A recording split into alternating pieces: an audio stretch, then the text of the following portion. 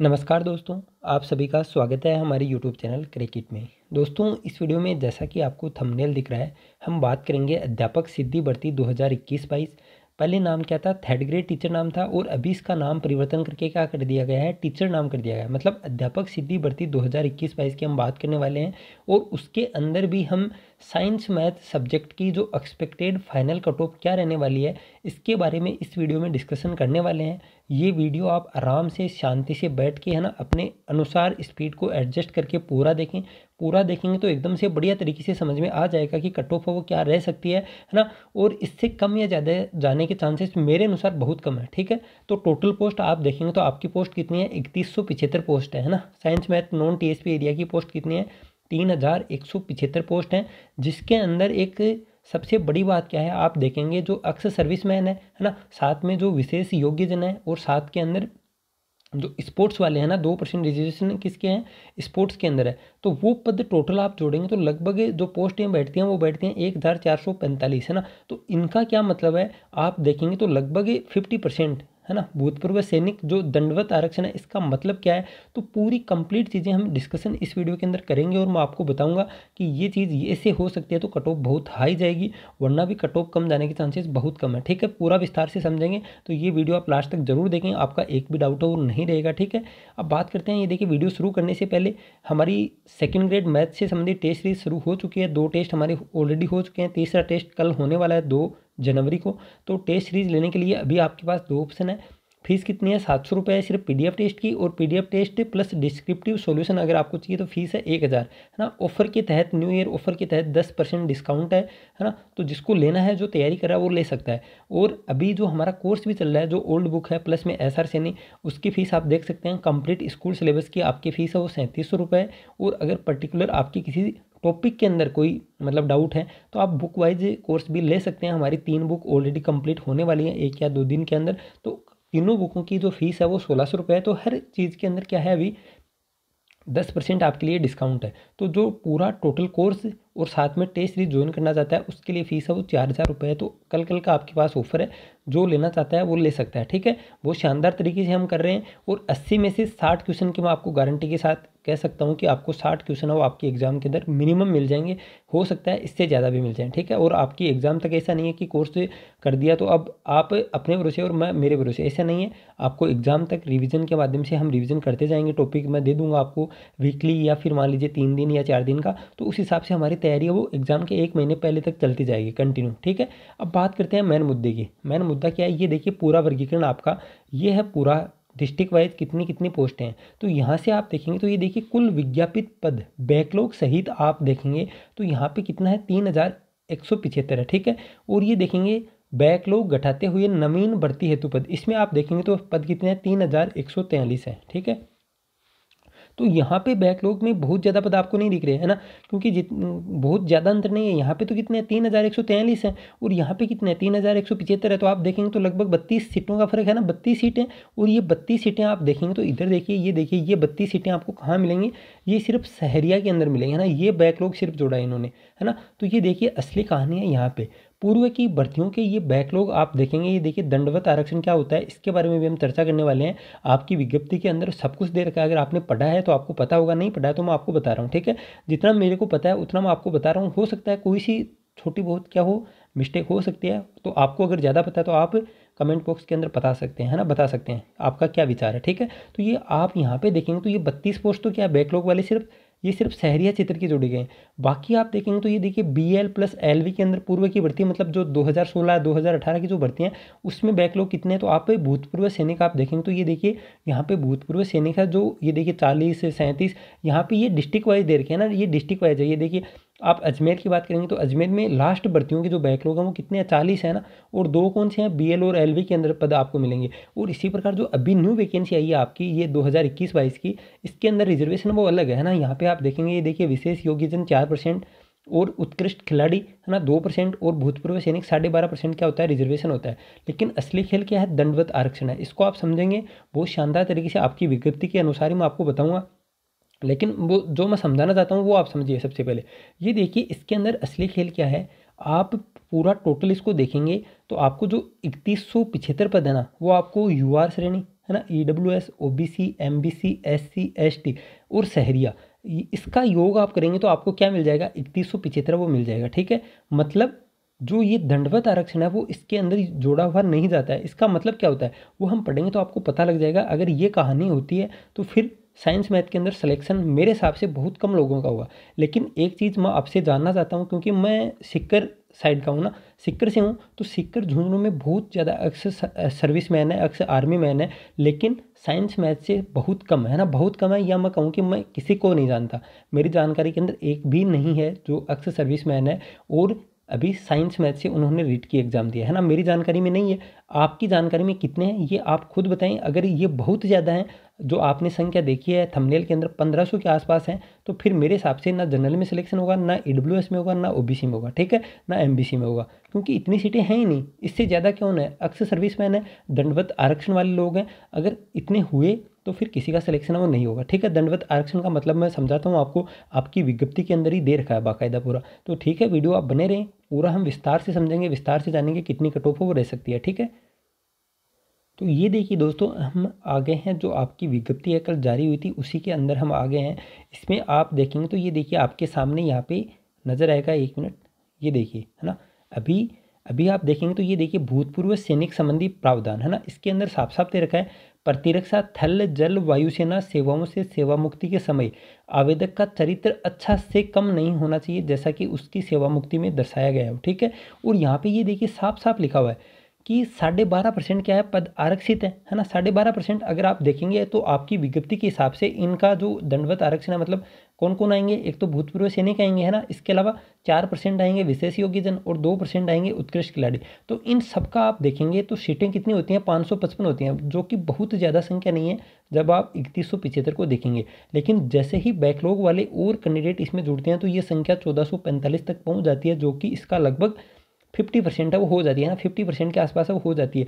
तो इसका मतलब क्या है दंडवत आरक्षण का, तो ये देखिए यहाँ पे साफ साफ लिखा हुआ है, भूतपूर्व सैनिकों के पदों का आरक्षण क्या है, क्षैतिज है, हॉरिजेंटल रूप से है, अर्थात आवेदक जिस वर्ग, मतलब जो अक्सर सर्विसमैन या फिर जो उत्कृष्ट खिलाड़ी या फिर जो विशेष योग्यजन कैंडिडेट होगा, मान लीजिए OBC का है तो OBC की सीट है वो लेगा, है ना, मान लीजिए UR का है, अनरिजर्वेड कैटेगरी का है, सामान्य वर्ग का है तो वो सामान्य वर्ग की सीट लेगा, है ना, आर्थिक रूप से कमजोर वर्ग मतलब EWS का है तो EWS की सीट है वो ऑटोमेटिक एक कम हो जाएगी। इसी प्रकार अगर SC का है, ST का है, OBC का है, MBC का है, शहरिया का है, तो दोस्तों क्या होगा, मान लीजिए आपके 90% भी है ना, लेकिन अक्सर सर्विसमैन वाले के अगर 50% भी हैं तो आपका सिलेक्शन नहीं होगा, आपकी जगह अक्सर सर्विसमैन का सिलेक्शन होगा।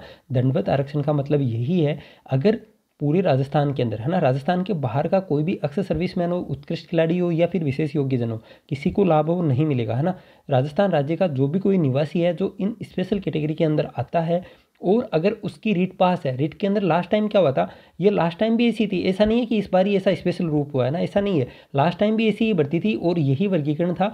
लेकिन लास्ट टाइम क्या हुआ था, आपका जो आपको रीट को पास करने का जो क्राइटेरिया था वो क्या था, 60% था, मतलब 90 नंबर आपको लाने ही थे, जो कि नहीं आए थे, है ना। सीटें क्या कर रही थी, खाली रही थी, तभी तो बैकलॉग के अंदर इतने कैंडिडेट है ना, तभी तो बैकलॉग के अंदर क्या इतनी सीटें हैं। लेकिन इस बार क्या हुआ, 60% की जगह क्या कर दिया इन्होंने, पासिंग एरिया वो कर दिया 50%, मतलब 75 नंबर जिस भी अक्सर सर्विसमैन के आ रहे हैं उसकी रीट है वो क्लियर है, वो नौकरी लग सकता है। ठीक है, तो अब सिर्फ इतना ही है कि आपकी जानकारी के अंदर कितने अक्सर सर्विसमैन हैं जो BSc किए हुए हैं, जो B.Ed किए हुए हैं और जिनकी रीट पास है। ठीक है, अगर ये जानकारी आप सब कमेंट बॉक्स के अंदर बताएंगे तो आपकी कट ऑफ का एकदम 100% मैं जो बताऊंगा वही आपके सामने, ये मान सकते हैं कि 0.20 से ज़्यादा फर्क उसमें नहीं आएगा। ठीक है, तो मैं अपने हिसाब से अभी मान के बता रहा हूँ, ये मैं मान के बता रहा हूँ, मेरे पास कोई आंकड़ा नहीं है क्योंकि मेरी जानकारी में कोई नहीं है। तो मैं जो ये स्पेशल कैटेगरी वाले जो 1445 हैं इनको लगभग 500 के अंदर वो ले रहा हूँ ना, 500 से ज़्यादा मेरे हिसाब से नहीं होनी चाहिए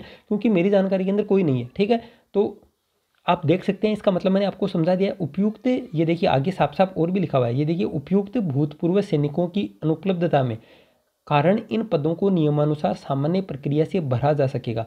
सामान्य प्रक्रिया मतलब अगर नहीं है तो सामान्य प्रक्रिया की इनकी जगह अपने आप, क्योंकि इनकी सीट होती नहीं है ना, इनकी सीट होती नहीं है। आप पूरा वर्गीकरण देखेंगे 3175 का तो आपको टोटल सीटें कहाँ मिल जाएंगी, UR के अंदर मिल जाएंगी, है ना, आपको OBC के अंदर मिल जाएंगी। कंप्लीट आप गिनेंगे MBC है ना, SC ST EWS सबकी सीटें गिनेंगे तो टोटल आपके पास 3175 हो जाएंगी। ठीक है, तो इनकी सीटें होती नहीं हैं लेकिन इतने लगने ज़रूरी हैं ना, 12.5% ये लगने ज़रूरी हैं। तो जिस भी कैटेगरी का जो भी फौजी होगा वो उस कैटेगरी की सीट है वो लेगा, चाहे सभी, अगर मान लीजिए सभी जनरल के हो गए तो फिर जनरल का एक भी व्यक्ति है वो नहीं लगेगा। ठीक है, मान लीजिए इसमें से 600 सीट, लगभग 600 615 या 630, मतलब अंदाजन बता रहा हूँ 630 के आसपास ओबीसी की सीटें हैं ना, क्योंकि 21% रिजर्वेशन होता है तो लगभग 600 650 के आसपास सीटें हैं। तो अब मान लीजिए अगर इनमें से 600 बंदे किसके हों, ओबीसी के हों, तो ओबीसी का एक भी बंदा वो नहीं लगेगा रेट के अंदर। ठीक है, मान लीजिए ईडब्ल्यूएस के अंदर, इसके अंदर से 400-500 है तो ईडब्ल्यूएस का एक भी स्टूडेंट दूसरा सेलेक्ट नहीं होगा, कंप्लीट भूतपूर्व सैनिक या फिर विशेष योग्यजन यही सेलेक्ट होंगे। ठीक है, तो कट ऑफ जो बता रहा हूँ मैं, लगभग मोटा मोटी जो अनुमान है कि 500 400 500, इससे ज़्यादा साइंस मैथ के अंदर बहुत कम होते हैं। लेकिन धीरे धीरे ये एरिया वो बढ़ेगा, है ना, जैसे जैसे मान लीजिए 1 साल 2 साल जो न्यू रेट है आप कह रहे हैं 20,000 वैकेंसी जो आने वाली हैं वहाँ तक या उसके बाद, है ना, अभी भी इतना है नहीं कि जो अक्सर सर्विसमैन है उन्होंने मतलब बीएससी पास की हो, बीएड किया हो, तो इतना है नहीं अभी तक। तो मेरी जानकारी के अंदर बहुत कम है, लेकिन आप देख सकते हैं इसमें साफ साफ लिखा हुआ है ना, दंडवत आरक्षण का मतलब है कि जिस भी कैटेगरी का होगा उसकी सीट है वो कम हो जाएगी। अब अगर फौजी ओबीसी का है तो ओबीसी की सीट एक कम होगी, अगर फौजी ईडब्ल्यूएस का तो ईडब्ल्यूएस की सीट कम होगी, एससी का तो एससी की कम होगी, सामान्य का तो सामान्य की कम होगी। ठीक है, अब इसके बाद ये तो बात हो गई इससे संबंधित, है ना। अब इसका कोई मेरे पास है नहीं, है ना, कि अब मान लीजिए 1445 सभी इतने मिल जाते हैं तो फिर कट ऑफ तो बताने का कोई फ़ायदा है नहीं, क्योंकि सभी सिलेक्ट हो जाएंगे तो इतनी सीटें मेरे हिसाब से है नहीं। क्योंकि आप सीटें देखेंगे तो अभी जो आपकी टोटल सीटें हैं 3175, इसमें से लगभग आपके 36% किसके हैं, है ना, 36% है आपकी यूआर, है ना, अनरिजर्व्ड कैटेगरी। तो लगभग ये जो क्राइटेरिया वो रहता है लगभग 1080 के आसपास, 1080 सीटें किसकी हैं, यूआर कैटेगरी की हैं। इसके आगे आप देखेंगे तो ओबीसी की सीटें मैंने आपको बताई है लगभग 600 650 के आसपास आपको ओबीसी की सीटें मिलेंगी, है ना, मैंने गिनी नहीं है, लेकिन मैंने गिनी किसकी, सिर्फ जो मतलब हॉरिजेंटल रिजर्वेशन है वो सीटें मैंने गिनी है ना, बाकायदा आपकी जो ये दे रखी है पूरी विज्ञप्ति, इसके अंदर मैंने उनको टोटल किया है ना। हो सकता है 5-10 ऊपर नीचे हो जाए, कोई मिस्टेक हो जाती है मैथ के अंदर, लेकिन लगभग आपको उसी के आसपास वो मिलेगी। ठीक है, इसके आगे हम बात करते हैं तो ये देखिए ईडब्ल्यूएस के अंदर आप देखेंगे तो लगभग 10% रिजर्वेशन है, मतलब 310 315 के आसपास सीटें वो मिलेंगी। ठीक है, एससी के अंदर आप देखेंगे तो एससी का रिजर्वेशन आप देख सकते हैं, तो हर की सीटें हैं ना टोटल आपको 3175 वो मिल जाएंगी। फिर जो भी फौजी होगा, जो भी अक्सर सर्विस सॉरी जो उत्कृष्ट खिलाड़ी होगा वो उसी की सीटें वो ले लेगा। ठीक है, इसका कोई डाटा हमारे पास है नहीं, क्योंकि साइंस मैथ के अंदर बहुत कम होते हैं, अगर टोटल मिल गए तो फिर कोई सिलेक्ट है वो नहीं होगा, तो मेरिट बताने का कोई फायदा है नहीं। लेकिन मैं मेरे हिसाब से मान के चल रहा हूँ कि 400-500 बंदे होंगे, शायद इससे ज़्यादा वो नहीं मिलेंगे। ठीक है, अब इसके आगे हम बात करते हैं तो थोड़ा सा अनुमान लगाते हैं पेपर का, है ना, ये अनुमान हमने बहुत लगा दिया, थोड़ा सा और बता देता हूँ आपको। तो लास्ट टाइम से मेरे अनुसार सबके 6 से 8 नंबर सब मानते होंगे, क्योंकि साइकोलॉजी भी इजी थी, है ना, हिंदी भी थोड़ी इजी थी, संस्कृत बिल्कुल थोड़ी सी हार्ड मान सकते हैं आप, लेकिन लेवल का पेपर मान सकते हैं, और साइंस मैथ में भी मेरे हिसाब से लेवल का सा पेपर मानेंगे आप, है ना। लेकिन फ़र्क कहाँ पड़ता है, फ़र्क पड़ता है एक तो साइकोलॉजी में लगभग 5 से 6 नंबर वो ज़्यादा आ रहे हैं, हिंदी के अंदर 2 से 3 नंबर वो ज़्यादा आ रहे हैं, मतलब 8 से 9 नंबर का मेरे हिसाब से फ़र्क वो रह रहा है, 8 से 9 नंबर बजाय 2018 के बढ़ रहे हैं। ठीक है, तो इसमें आप जोड़ेंगे, उसके अंदर आप देखेंगे ना वो लिस्ट मैंने आपको पूरी दिखाई है, जो हमारा जो पहला वीडियो था इससे पहले मैंने एक बनाया था पूरा पोस्टमार्टम के नाम से, है ना, जिसके अंदर मैंने लगभग 84.8 तक मेरिट वो बताई थी हाईएस्ट, है ना, उस टाइम ये सबसे ज़्यादा थी। ठीक है, और आज मैं जो अनुमान लगा रहा हूँ वो आप बस उसमें परिवर्तन क्या आ सकता है कि ये अक्सर सर्विसमैन का मेरे को पता नहीं है ना, अगर इनका एग्जैक्ट कोई डाटा मिल जाए कि हाँ ये 500 है 600 है 800 है तो फिर कट ऑफ है वो बन सकती है, लेकिन इसमें मेरे हिसाब से इतने ज़्यादा है नहीं, है ना। आपकी जानकारी में मैंने आपसे पूछा है कितनी हो सकते हैं, वो आप कमेंट करके ज़रूर बताएं। तो ये मेरा अनुमान था उस टाइम, क्योंकि मैंने सीटें कितनी बताई थी 3500, उसमें से 400 सीटें आपकी कम हुई है ना, लगभग 200-300, और ये बैकलॉग वाले हैं। अब अक्सर सर्विसमैन कितने होंगे कितने नहीं होंगे ये मेरे को पता नहीं है, लेकिन फिर भी आप देखेंगे उस लिस्ट को तो जो 2018 के अंदर सिलेक्टेड जो लिस्ट है टोटल 5600 कैंडिडेट की, उसके अंदर जो 500 के आसपास आपको मेरिट नंबर मिलेगी ना, 500 के आसपास। आप कहेंगे कि 500 के आसपास का क्या मतलब है ना, 500 हम इसलिए ले रहे हैं क्योंकि 2018 में लगभग 1,20,000 के आसपास क्या थे कैंडिडेट थे, और इस रीट के अंदर कैंडिडेट कितने हो गए इसके जस्ट डबल है ना, 2,25,000 के आसपास आपको क्या मिलेंगे कैंडिडेट है वो मिलेंगे। ठीक है, तो जस्ट डबल है, और यहाँ पर जनरल की सीटें आपके पास कितनी है, लगभग 1080 है, मतलब 1000 के आसपास हम लेकर चलते हैं, क्योंकि 80 या 90 बंदे तो कहाँ से ओबीसी के मिल जाएंगे, सॉरी जनरल कैटेगरी के आपको मिल जाएंगे ना, अक्सर सर्विसमैन है, विशेष योग्यजन है, उत्कृष्ट खिलाड़ी है, तो 80 कैंडिडेट तो हम लेकर चल सकते हैं। तो इसका जस्ट क्या हो गया, ये डबल हो गया। मतलब 500 के आसपास जो मेरिट नंबर में जो रीट का स्क्वायर था, रीट का स्क्वायर आप उस लिस्ट को देखेंगे तो लगभग वहाँ पे आपको मिलेगा 120 121 नंबर जिसके थे, उसकी रैंक क्या थी, 500 के आसपास थी। ठीक है, ग्रेजुएशन की बात अलग है, मतलब रीट का स्कोर आप देखेंगे तो 56% 70%, क्योंकि वहाँ पे रेशियो भी क्या था, 70-30 का था। ठीक है, पूरा हम डिटेल कर रहे हैं एकदम।